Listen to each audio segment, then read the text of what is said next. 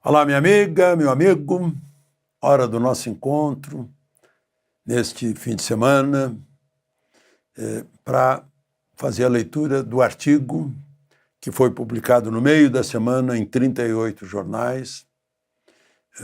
Eu aviso que o artigo foi escrito antes de o porta-aviões da Magnitsky chegar no Lago Paranoá. Mas já está meio profético o artigo, né? Porque a gente já esperava. Então, vou fazer a leitura para vocês com comentários nas entrelinhas. Não esqueça de se inscrever e, ao final, de deixar o gostei ou não gostei. Vamos, então, às entrelinhas.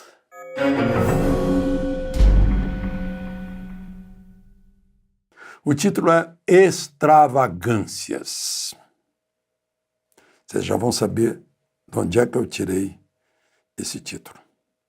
A política brasileira, incluindo extravagâncias do judiciário, como qualificou o ministro aposentado do Supremo, Marco Aurélio Mello, já ultrapassou os limites da Praça dos Três Poderes e ganha o mundo. Essa história toda está mudando a imagem de Lula na Europa. Estou falando de Europa porque a gente entrava num táxi por lá, conversava, não, Lula parece o Lech Walesa, líder sindical que chegou à presidência, genial e tal. A gente, olha, não é bem assim, ele foi condenado 3 vezes, 3 instâncias, por isso, teve mensalão, teve a Lava Jato. Ah, não, mas isso é invenção da oposição. Eu disse, não, foi julgamento mesmo. Mas ele não, já saiu da cadeia, né? Cumpriu pena, não, foi anulada. Né?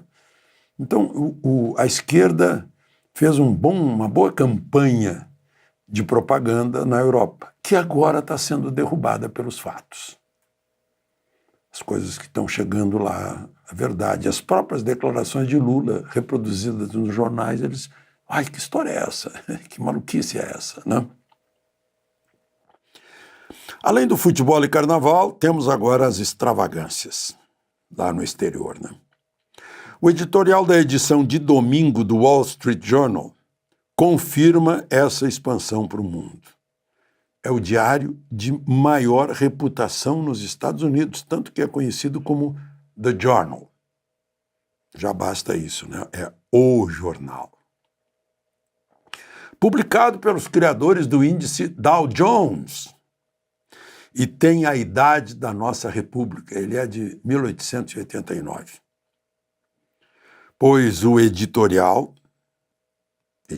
de domingo, a edição de domingo é a mais importante de todos os jornais do mundo, entrou no varejo do Supremo com o caso Felipe Martins, exigindo que Trump investigue com transparência a falsificação da entrada de Martins nos Estados Unidos e afirmando que ele deveria estar em liberdade. Puxa,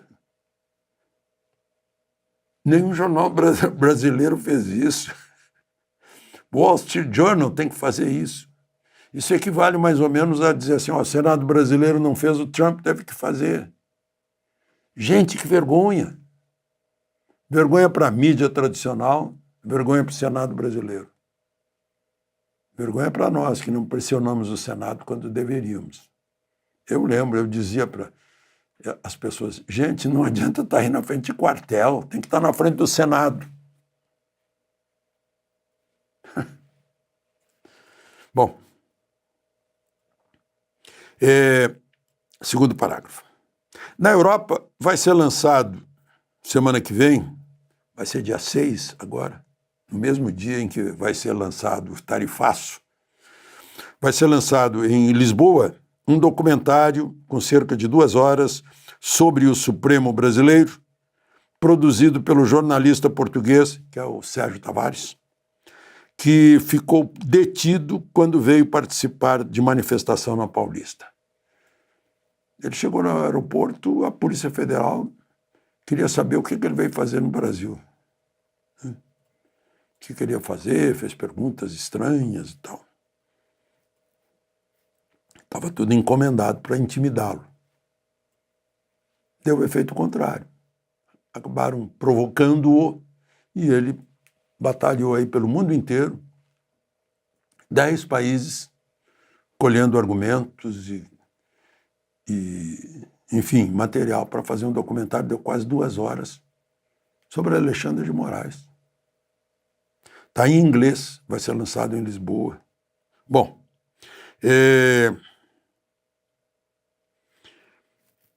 volta e meia, o Washington Post dá a opinião criticando a Suprema Corte brasileira. E Trump dá ao Brasil um tratamento especialmente duro, deixando claro que é por causa da caça às bruxas, uma perseguição à direita brasileira e por falta de transparência na apuração de eleições. Gente, está tudo na nossa Constituição, não precisa pegar nada dos Estados Unidos. A primeira emenda lá da liberdade de expressão está no artigo 220 e no artigo 5º da nossa Constituição. E essa transparência aqui está no 37, que tudo tem que ser feito público, inclusive a apuração de eleições. Como eu cito sempre uma corte, eu acho que é alemã, que vetou contagem digital de votos, dizendo que o eleitor tem que entender como o voto dele está sendo contado. Bom, depois de amanhã, eu escrevi para sair na quarta-feira, mas isso foi alterado. Não entra mais em vigor, não entrou em vigor no primeiro dia de agosto, mas vai entrar na próxima quarta-feira, dia 6. Entra a tarifa de 50% sobre as importações americanas do Brasil. E, além disso, paira sobre algumas cabeças, como espada de Damocles, a Lei Magnitsky, que todo jornalista já pronuncia com familiaridade, de tanto que falou nela, né? Aliás, todo mundo aqui no Brasil. No dia que chegou, eu estava no cafezinho, depois do almoço, o colega ao lado, um coronel de artilharia aposentado, me mostrou, olha isso aqui. Minutos depois, estava lá, Lei Magnitsky, né? E era de uma agência confiável. Em 5 minutos, todo mundo ali naquele shopping já sabia. Foi um rastilho de pólvora, já tinha carro na rua buzinando, aquela coisa toda. Bom, por aqui vamos ajudando a inflar esse noticiário estrangeiro. O presidente todos os dias desafia, debocha, provoca o presidente dos Estados Unidos. Calou agora, depois saiu a Magnitsky. Parece desejar ter uma desculpa para todos os males provocados por sua administração, desde a falta de picanha até os juros, a dívida gigantesca e os déficits. No Supremo, o ministro Moraes recrudesce a cada dia, até nos detalhes, como não admitir militar fardado em audiência. Nunca se viu isso. Está todo mundo boquiaberto, inclusive nos meios verde-oliva. Um deles, da ativa, estava em expediente, foi lá para depor, parece que como testemunha, mandou tirar a farda e botar outra roupa. Meu Deus, eu vi tirar a farda em gente expulsa por crime grave. Tirar a farda em público. Aí sim. Bom, se a intenção de Hélio Negão, o deputado Hélio Lopes, ao acampar na Praça dos Três Poderes, era jogar uma isca para ver se Moraes a abocanharia, o deputado viu que o ministro a mordeu e mastigou a Constituição. Não deu a mínima para os pétreos direitos de reunião, manifestação, ir e vir, e ainda mandou o governador tirá-lo de lá, mesmo que Ibanez Rocha, que é o governador, tivesse que deixar a cama, como aconteceu. Já era de madrugada, já era quase 1 da manhã, por aí. Não foi inédito, né? Esses direitos já haviam sido infringidos na pandemia e por prefeitos que foram autorizados pelo Supremo a impor toque de recolher, né? Impedindo o direito de ir e vir, direito de reunião, acesso ao trabalho, inclusive. Incrível. Né?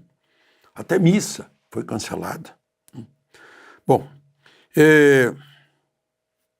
a remoção do deputado Hélio Negão das proximidades da Câmara Federal foi incluída no inquérito das fake news que é de 2019. Nunca se viu um inquérito que durasse 6 anos. Né? Foi profético o ministro Marco Aurélio, que o apelidou de inquérito do fim do mundo. 6 anos de prorrogações, né? E sem a iniciativa essencial do Ministério Público para iniciá-lo. Último parágrafo.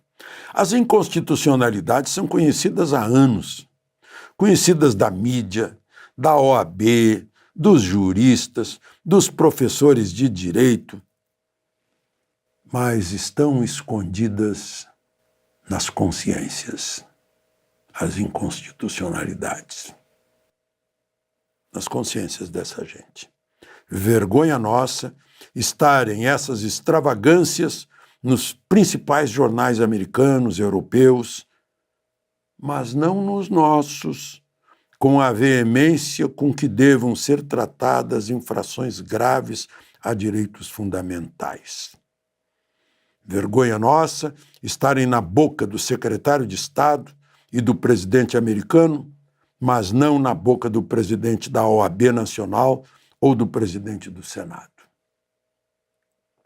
Com o Senado omisso, um deputado foi pedir socorro a Trump, Eduardo Bolsonaro. Alegam que Trump ataca a nossa soberania, mas não mostram soberania suficiente para defender a própria Constituição do Brasil, que é a maior das leis. É a que limita o poder do Estado para que a nação seja livre para pensar, debater, criticar, fiscalizar, eleger. Agora, temos uma extravagância política. Um chefe de Estado estrangeiro defendendo direitos previstos na nossa Constituição sem ter jurado defendê-la, como jurou Lula. De Brasília, Alexandre Garcia.